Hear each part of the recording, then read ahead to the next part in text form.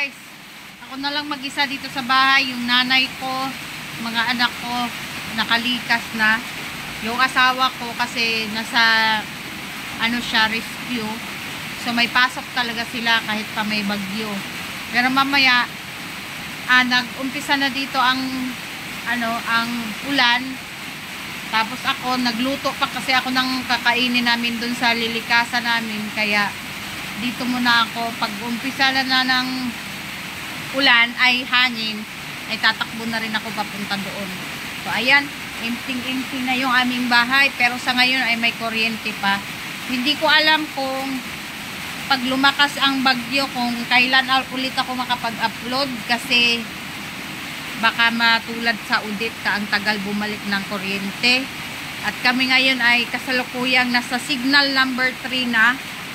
At dito kasi maglalandfall yung bagyo, kaya yun ang nakakatakot. So after bagyong audit 5 years ago, ito ngayon ang sumunod na bagyo na maglalandfall. Ayan yung aming mga kagamitan ay nakaimpake na at naitabi na namin. Hindi kasi matibay itong bahay namin. Tira na lang din to ng bagyong audit. So update lang to guys. Baka